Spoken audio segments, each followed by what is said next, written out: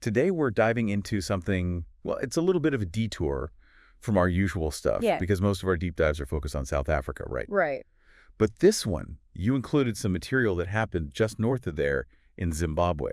Yeah, it's really interesting, too. It's the Ariel School UFO incident from 1994.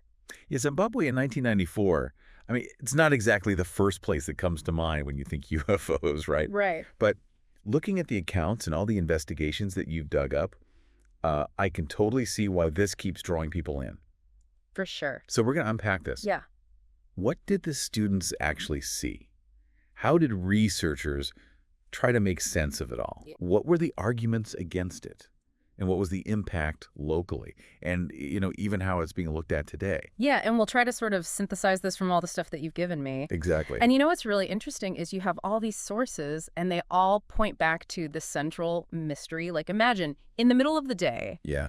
dozens of kids all saying they saw something totally bizarre. Yeah, like out of this world, literally. It's literally out of this world. Right, so let's start with like the basic facts. Okay, so the date was September 16th, 1994. Okay. And the place was the Ariel School in Rua, Zimbabwe. Okay. And the thing that really jumps out from your research is how many people saw this thing. Yeah. 62 students, and they were young too, between 6 and 12 years old. Wow. So this wasn't just like one or two kids, Right. This was a whole group of young people, and they all saw pretty much the same thing. During their break time. Right. Yeah, it happened during their mid-morning break. So what exactly did they see? Like, paint us a picture here. Well, according to all your sources, they all described, well, most of them anyway, described one or more silver objects shaped like discs Okay. coming down from the sky and like actually landing near the school. Wow. I mean, imagine you're a kid just out playing and then something like that happens. I know, right? That's wild. And it wasn't just seeing these things either. What do you mean? Well, the kids also said they saw beings coming out of these objects. Beings.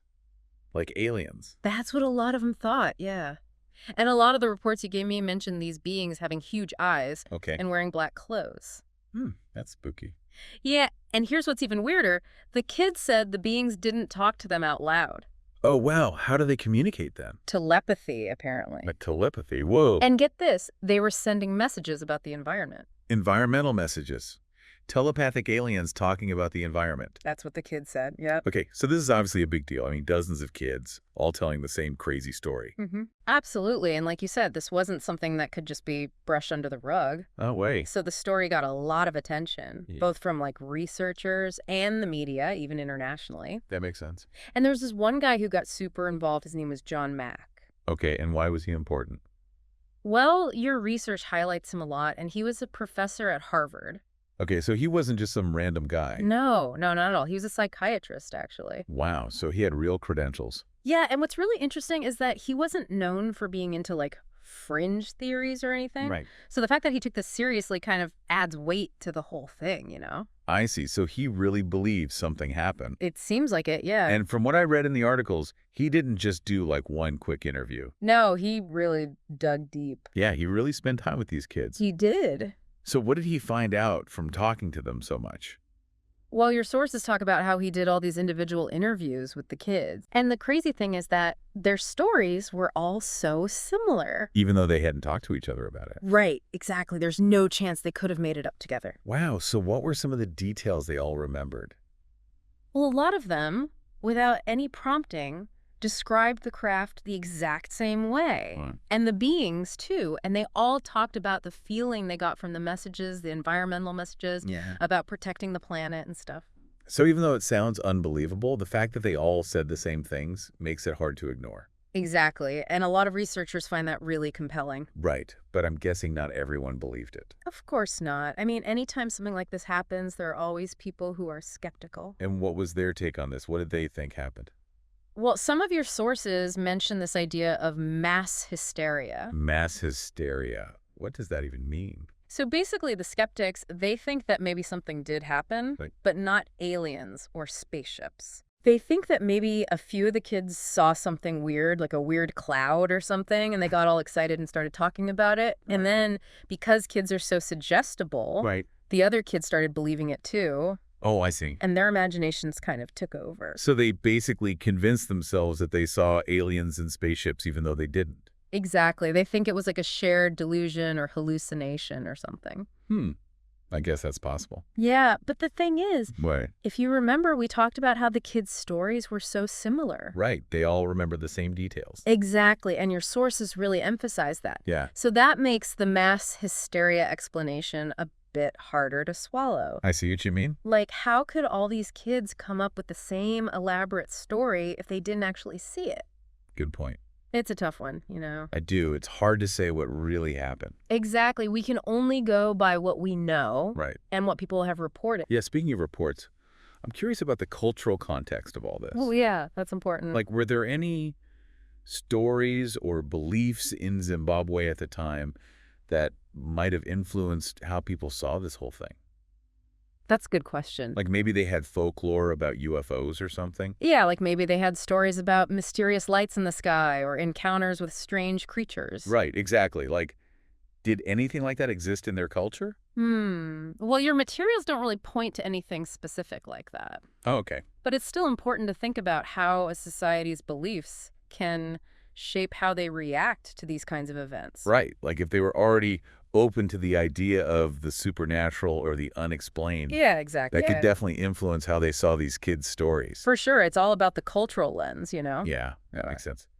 So it sounds like this wasn't just a one-time thing. It kind of stuck with people. You did, yeah. And actually, some of your sources mentioned that there's been a resurgence of interest in the Ariel School incident recently. That's right. And it's largely because of this documentary called Ariel Phenomenon. Oh, yeah, I've heard of that. Yeah. And it takes a really in-depth look at everything that happened. So it's not just a rehash of the old story. No, it goes much deeper than that. Yeah. Like, they interviewed a lot of the students who are all grown up now. Wow. And what did they say? Well, they talked about their experiences as kids and what they think about it all now. That's fascinating. And the documentary also features analysis from experts and researchers. Okay. So it's a really comprehensive look at the incident from a modern perspective. So they're basically re-examining the evidence and trying to figure out what really happened. Exactly. And it's really interesting to see how these people who were just kids back then still remember the event so vividly. It's pretty powerful. It is. It really makes you think about the impact something like that can have on people, even years later. Absolutely. So just to recap, based on all this great information you've shared, this happened in 1994 at Ariel School in Zimbabwe, where a big group of students said they saw these silver discs land, and they met these beings who communicated telepathically about taking care of the environment. Right. And then people like Professor Mack looked into it. Yeah, he was a big part of it. And they found that the kids' stories were really consistent. But then, of course, some people were skeptical and thought maybe it was mass hysteria. Yeah, you've always got different perspectives on things like this. You do. It's natural. It is. And we have to consider all of them. Right. And the cultural context of Zimbabwe at the time is important, too. Absolutely. And now, all these years later, there's this documentary that's taking another look at the whole thing. That's right. It's still relevant today. It is, which I think speaks to how much this event captured people's imaginations. It really does. And it makes you think about, well, one of the things that stands out to me from your research is how much weight we should give to eyewitness accounts. Especially when it's kids. Yeah, exactly. Like, how do you know if they're really telling the truth or if they're just making things up? That's the million-dollar question, isn't it? It is. And I think the Ariel School incident is a perfect example of that because it's so hard to just dismiss it. It really is. And your materials show that. Yeah, there's enough there to make you wonder. Absolutely. And this is something I'd love for our listeners to think about, too. Okay. Like, when you hear about something like this, Yeah. how do you decide what to believe? It's tough. It is. And I think a lot of it comes down to how much you're willing to accept the possibility of the unknown. Right. Like, are you open to the idea that there might be things out there that we don't understand? Exactly. And I don't think there's an easy answer to that. There isn't, but it's a question worth asking. It is. And hopefully this deep dive into your research has given everyone some food for thought. I hope so. Because at the end of the day, that's what we're here for. To make people think. Yeah, to explore these mysteries and try to make sense of them. And maybe learn something along the way. Exactly. Even if we don't have all the answers. Right. The journey is just as important as the destination. Well said. And who knows, maybe someday we will have those answers. Maybe, but until then, We keep searching. we keep searching. That's right. It's all we can do. And that's what makes it so fascinating. I agree. So yeah, thanks for bringing this case to our attention. It's been a really thought-provoking deep dive. You're welcome. I'm glad you found it interesting. I did, and I'm sure our listeners did too. I hope so. All right. Well, that's all the time we have for today. Okay. But be sure to join us next time for another deep dive into the unknown. I'll be here. Great. Until then, keep those minds open and keep exploring. Absolutely. Take care, everyone.